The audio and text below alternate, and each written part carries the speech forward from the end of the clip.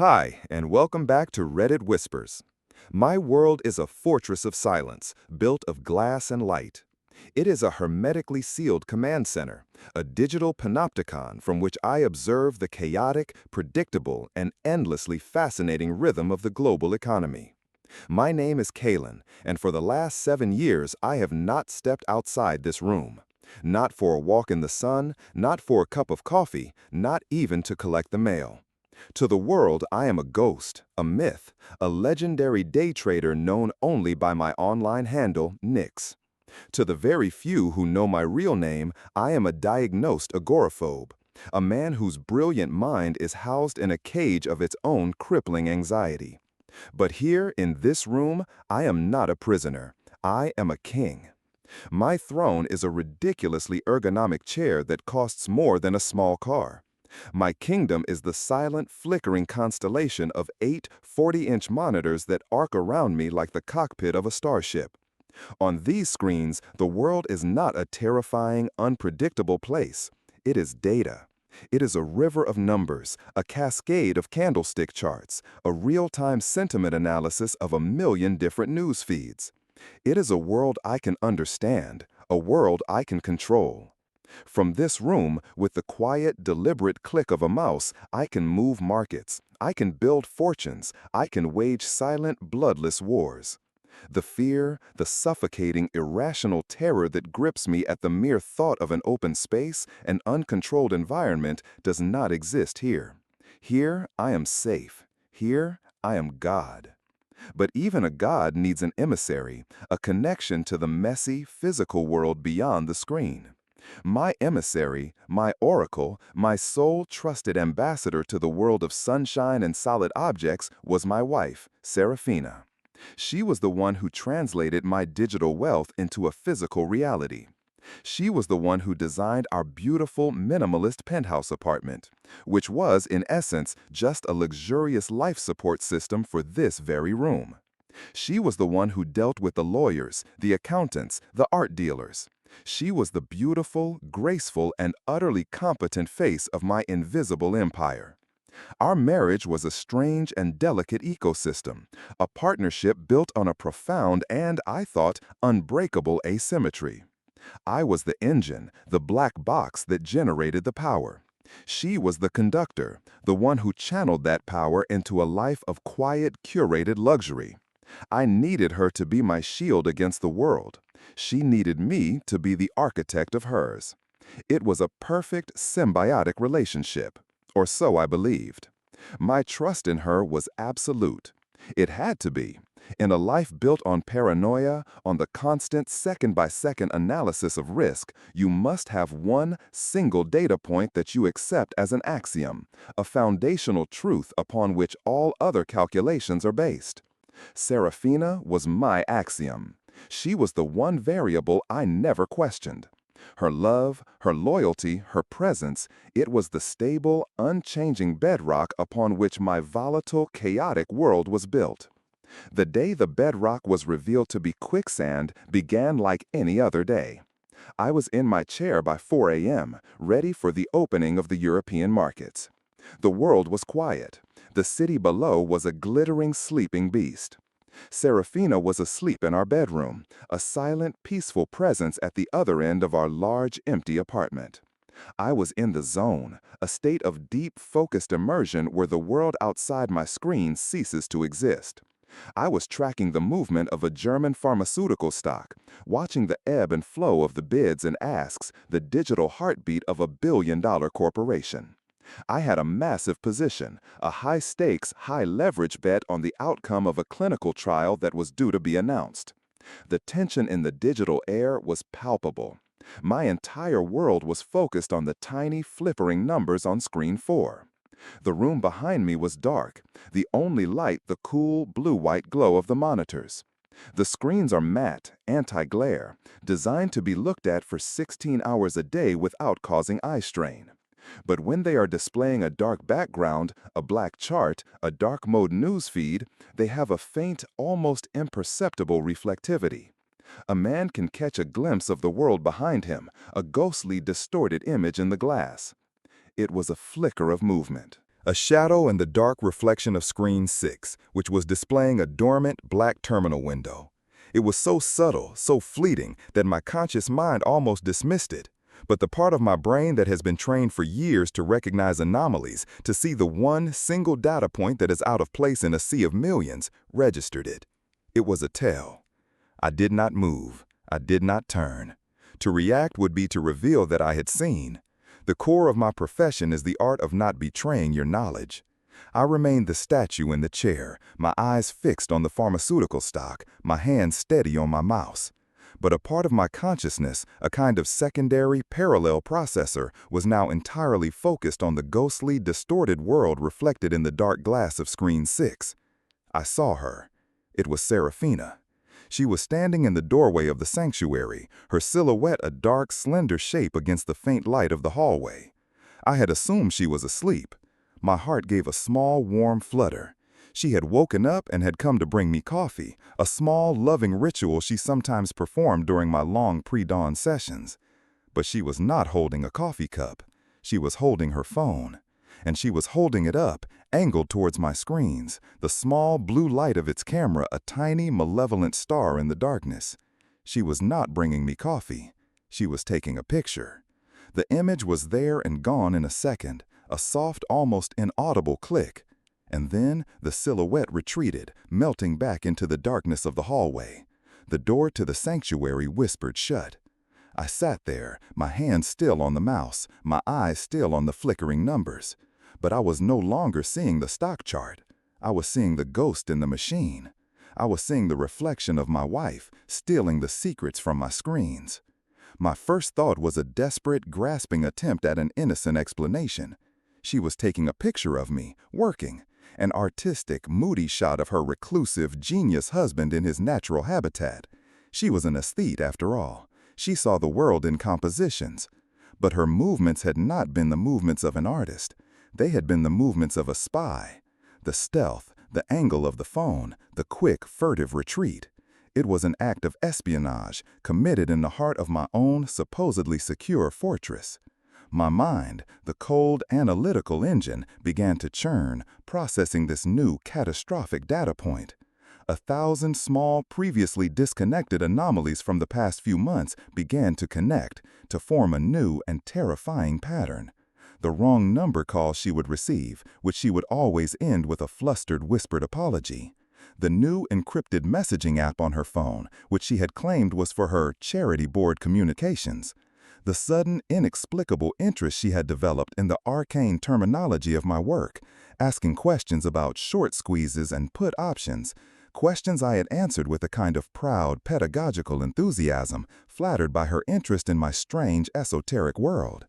I had been a fool, a proud, arrogant, and breathtakingly naive fool.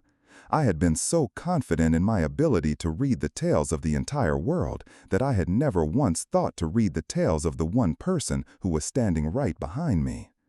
For the next hour, I did nothing. I continued to trade, my actions mechanical, precise, and utterly devoid of the usual joyful thrill. I was a ghost, a machine, going through the motions. The German pharmaceutical stock plunged on the news of a failed trial. I closed my position, a 7-figure loss. It was a catastrophic financial hit, but I barely felt it. I had just sustained a loss of a magnitude that could not be measured in currency. When Serafina finally entered the room an hour later, she was the picture of the perfect, loving wife. She was carrying a tray with a cup of freshly brewed coffee and a single, perfect croissant on a porcelain plate. "I thought you might need this," she said, her voice a soft, musical sound. "Rough morning on the markets?" She had no idea. She had no idea that I had seen her, that the entire, beautiful performance was now utterly transparent to me. I looked at her, at the woman I had trusted with my life, with my sanity, with the keys to my kingdom. And I saw not my wife, but a stranger. A beautiful, accomplished, and utterly ruthless corporate spy who had just committed the most intimate and most devastating act of insider trading in history. I forced a wary smile. "You have no idea," I said. It was the truest thing I had said to her all morning. And as she placed the coffee on my desk, her hand brushing against mine, Her touch, which had once been my only comfort, felt like the cold, clinical touch of an assassin, checking for a pulse. The coffee she brought me sat on my desk, untouched. It was a beautiful, perfect cup of coffee, the aroma of the dark, expensive beans filling the air of my sanctuary. But it was no longer just coffee. It was a prop. It was a piece of the stage set for the elaborate one-act play of our marriage, a play in which I had just discovered I was not the lead, but the unwitting and soon-to-be liquidated asset. My mind, in the hours that followed her ghostly photographic intrusion, became a cold, sterile laboratory. The initial hot shock of the betrayal had been superseded by the engineer's, the trader's instinct. When a system you have built and trusted experiences a catastrophic black swan event, you do not panic. You quarantine the failure. You analyze the data. You deconstruct the event, piece by piece, until you understand its every terrible component. And then you build a new system, a stronger one, designed not just to withstand the failure, but to exploit it. My first objective was to understand the scope and the mechanism of the breach. She had taken a photograph of my trading screen. Why? The specific stock I was trading, the German pharmaceutical, was a piece of ephemeral, short-term data. The information was valuable for a few hours, perhaps, but not in the long term. This was not a one-time act. The practiced, stealthy nature of her actions told me this was a routine. This was a system. She was not just a thief. She was a conduit. She was feeding information to someone else. The who was the most painful and the most obvious variable in the equation. My world was a small, hermetically sealed one. But I was not the only player in the high-stakes, high-leverage game of day trading. I had rivals, competitors, other ghosts in other machines. And the most formidable, the most aggressive, and the most ruthlessly brilliant of them was a trader known only by the handle Ares. Ares was my shadow, my Moriarty. We had been circling each other for years in the silent, digital arenas of the market. He was a player of a different style. Where I was a quiet, methodical analyst of patterns, he was a predator, a shark who seemed to smell blood in the water before the wound had even been inflicted. His trades were often audacious, seemingly irrational, but they were, with a terrifying frequency, correct. He had a preternatural, almost psychic ability to anticipate market movements. I had always admired him, with the grudging respect of a master craftsman for his equally skilled but philosophically opposed rival. Now a new, sickening hypothesis began to form in my mind. His psychic ability was not psychic at all. It was insider information. And his source, his deep throat, his agent on the inside of my own fortified world, was my wife. The man I had been at war with in the markets was the same man who had been sleeping with my wife. The two fronts of my life, the digital and the personal, had just collapsed into a single horrifying battlefield. I needed proof. I needed to connect the ghost in my bedroom to the ghost in the market. I spent the next 2 days in a state of controlled, obsessive focus. I told Serafina I was working on a new, complex algorithm that required my absolute, undivided attention. It was a lie she accepted with a smile of perfect, supportive understanding. It was the perfect cover for my real work. I began a deep, forensic analysis of Eris's trading history, a public record available to any high-level trader with the right tools. I cross-referenced his every significant trade from the last 2 years with my own. And the pattern that emerged was as clear, as undeniable, and as damning as a fingerprint on a murder weapon. On at least a dozen occasions, on the eve of a major high-risk trade I was making, Ares had taken an opposing position, a massive, leveraged bet that my trade would fail. And on almost every one of those occasions, he had been right. He had not been predicting my moves, he had known them. He had been trading not against the market, but against me, with a complete and utterly unfair informational advantage. He had been using my own meticulously researched strategies against me, and he had been making a fortune in the process. The financial losses I had sustained on those trades, losses I had attributed to bad luck, to market volatility, to my own miscalculations, were not losses. They were thefts. A slow, methodical, and multi-million-dollar heist orchestrated by my wife and my greatest rival. The next step was to find the man behind the handle. Who was Ares? The world of elite anonymous traders is a small, insular one. We are all ghosts to each other, but even ghosts leave footprints. I put out quiet, coded feelers through the back channels, the encrypted forums where we occasionally exchange information. I asked for the physical location of Ares's servers. 2 days later, I got an answer from a trusted source in Tokyo. Ares was not a hedge fund in London or a trading syndicate in Hong Kong. His digital footprint, his entire formidable empire, originated from a single, private, and very exclusive address. A penthouse apartment in a building on the Upper East Side of Manhattan. The same building where Serafina's sister lived. The same building Serafina visited for a girls' week every 3 months. The final, terrible piece of the puzzle clicked into place. The trips to see her sister were a lie. Her sister was likely a co-conspirator, or at the very least, a willing beard. The real purpose of those trips was to meet with him, to debrief, to strategize, to celebrate their victories over the quiet, reclusive, and breathtakingly stupid man who was paying for it all. I had not just been betrayed. I had been funding a lifestyle, a partnership, a whole other life that my wife was living in a different city with a different man. My beautiful minimalist penthouse was not her home. It was her office.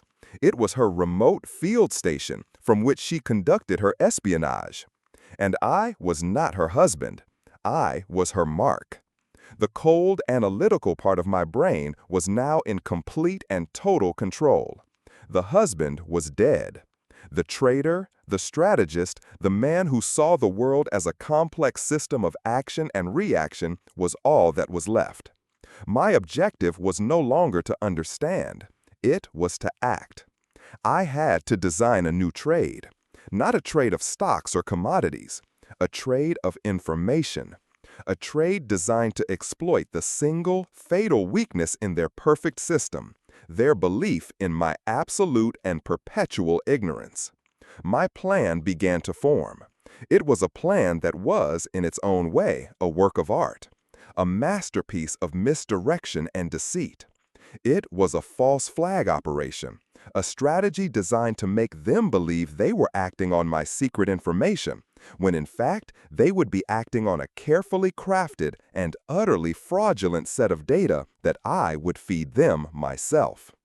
I needed to create a phantom, a perfect, believable, and completely non-existent stock, a company so new, so obscure, that it would not yet be on any public radar.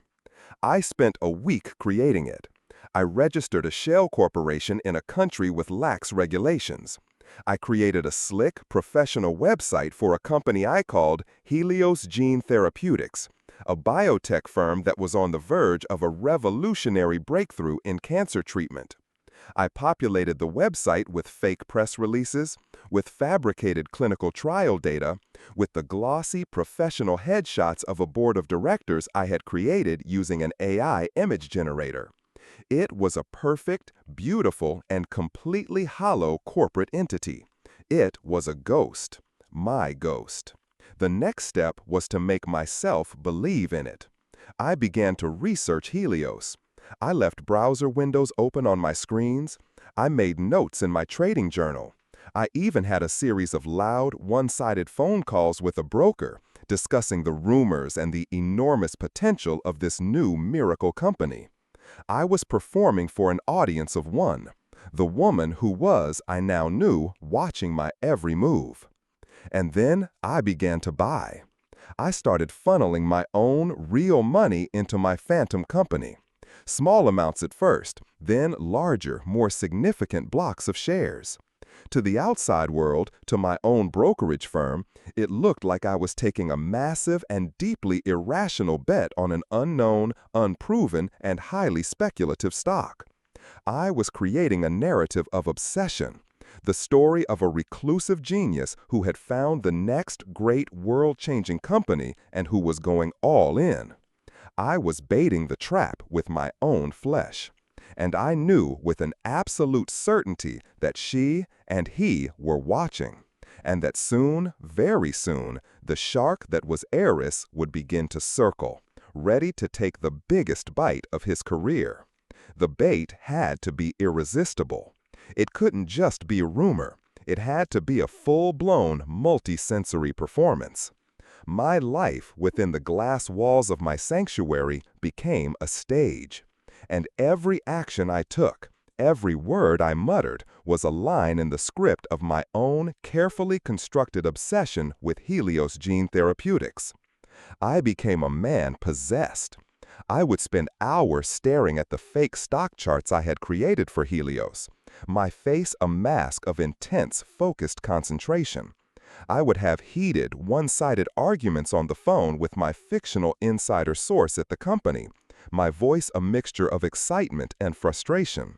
I filled whiteboards with complex and completely meaningless diagrams of Helios's supposed gene splicing technology. I was not just acting for Serafina. I was creating an entire ecosystem of corroborating evidence for the lie. The most crucial part of the performance was the money. A true obsession in my world is not measured in words, but in capital. I began to liquidate some of my other long-term and highly profitable holdings. I sold blue-chip stocks, I cashed out of stable, boring index funds, and I poured every single dollar into the phantom maw of Helios. My own real and very astute financial advisors at the brokerage firm began to panic. I received a flurry of concerned, then frantic calls. "Kaylin, what are you doing?" My primary broker, a man named David who had managed my portfolio for a decade, asked, his voice tight with anxiety. "This Helios company, it has no history, no revenue, no verifiable assets. You're pouring your entire net worth into a ghost. It's financial suicide." "It's a calculated risk, David," I replied, my voice a calm, steady imitation of a man who is supremely confident in his own genius.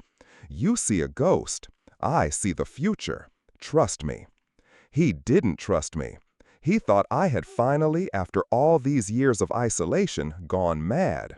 And that was exactly the narrative I wanted to create. The story of the reclusive genius who has lost his mind is a powerful and compelling one. It was the perfect camouflage for my real strategy. Serafina was my primary audience, and her performance, in turn, was a masterpiece of feigned concern. She would watch me, her beautiful face a mask of loving worry. "Kaylin, darling," she would say, her hand resting on my shoulder, a gesture that now felt like the touch of a handler calming a volatile asset. "I'm worried about you. This Helios, you're not sleeping, you're not eating. It's consuming you. Is it safe?" "It's more than safe, my love," I would tell her, my eyes shining with a manufactured fanatical light. "It's the one true thing. It's the trade of a lifetime." And she would look into my eyes, and she would see not her husband, but a Mark who was so consumed by his own fabricated delusion that he was a walking, talking, and incredibly profitable inside source.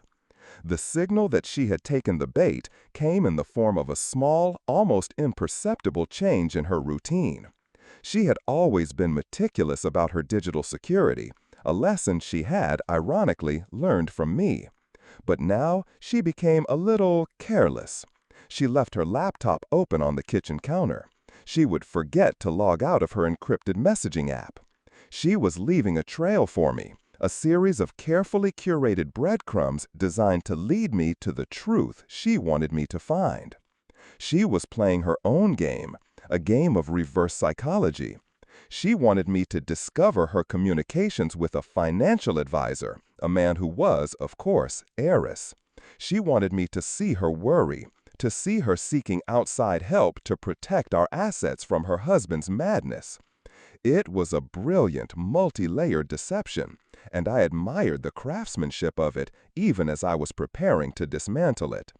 The final piece of the trap was the catalyst. I needed a fake news event, a trigger that would force Eris to make his move. I used a portion of my funds to hire a discreet and highly illegal public relations firm that specialized in creating synthetic market events. For a substantial fee, they would plant a fabricated story, a piece of leaked information, on a series of obscure but influential financial blogs and social media accounts. The story was a masterpiece of corporate fiction. It was a leaked internal memo from a major, real-life pharmaceutical giant detailing a secret, hostile takeover bid for Helios Gene Therapeutics. The memo was a forgery, of course, but it was a perfect one, full of the correct jargon, the right names, the kind of details that would be irresistible to a trader like Eris. The memo was leaked on a Thursday night. The trap was set. Now I just had to watch. I had installed a new hidden security camera in my sanctuary, a tiny pinhole lens that was focused not on the door, but on my own screens.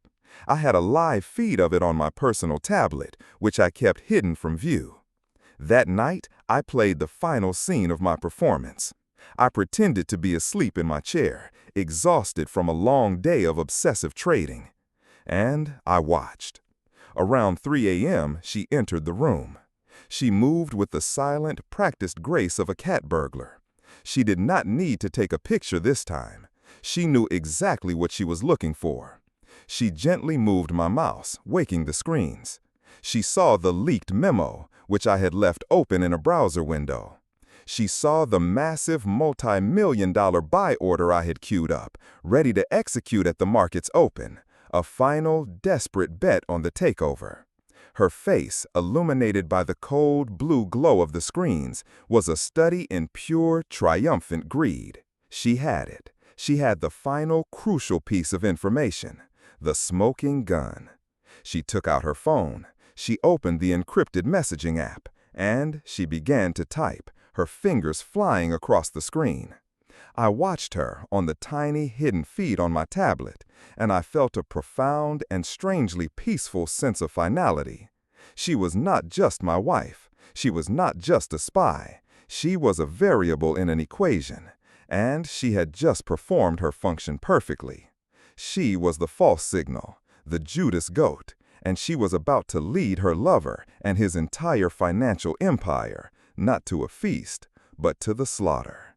She sent the message. She quietly closed the programs. She retreated from the room, a ghost who did not know she was, herself, being haunted. I waited for an hour. Then I sat up in my chair.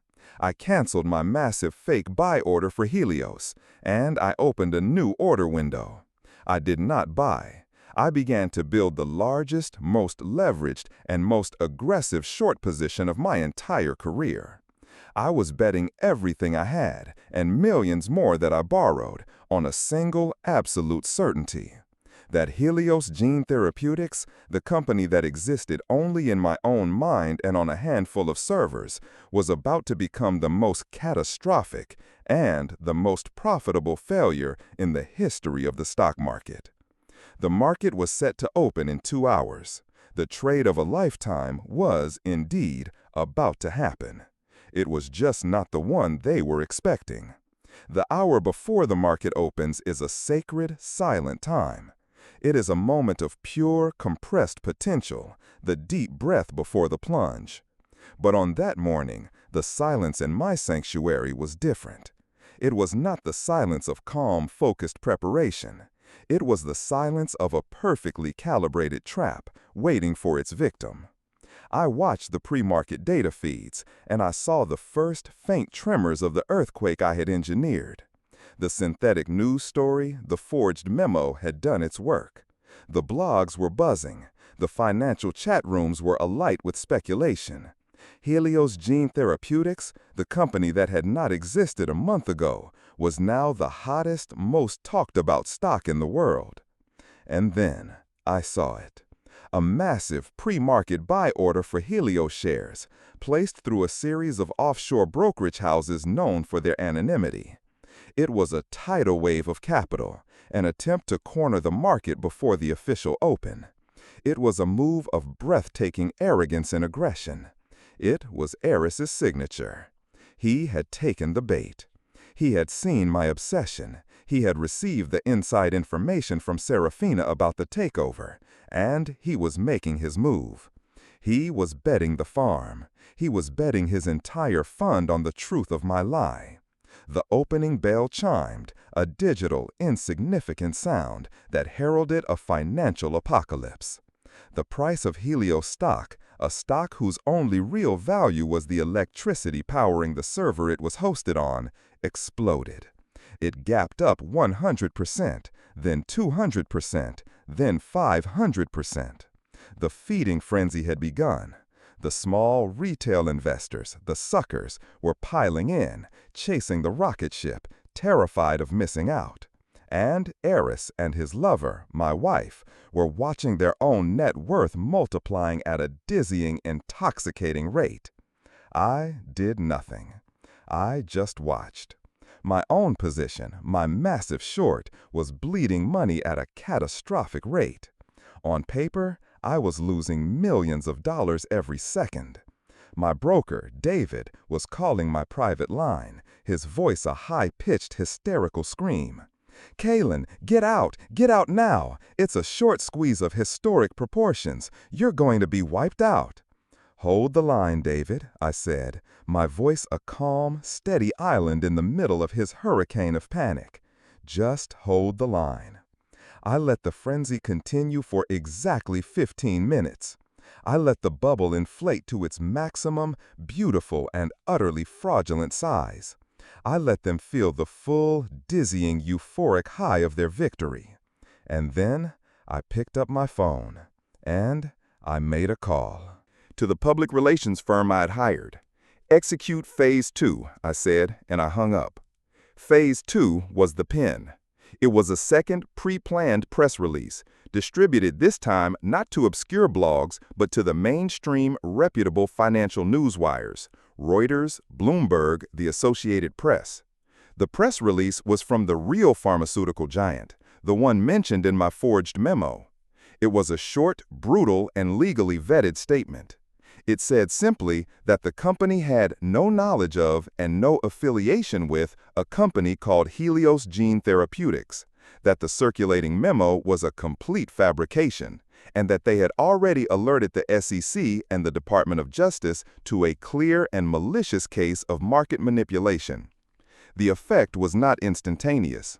It was like watching a dam break in slow motion. The news hit the wires. For a few long seconds, the market seemed to pause, to process the new, catastrophic data. The price of Helios, which had been a vertical, green line shooting towards the moon, faltered. And then the collapse began. It was not a correction. It was an extinction event. The buyers vanished. The sellers, all of them, the ones who had bought in at the top, tried to get out at once. But there was no one to sell to.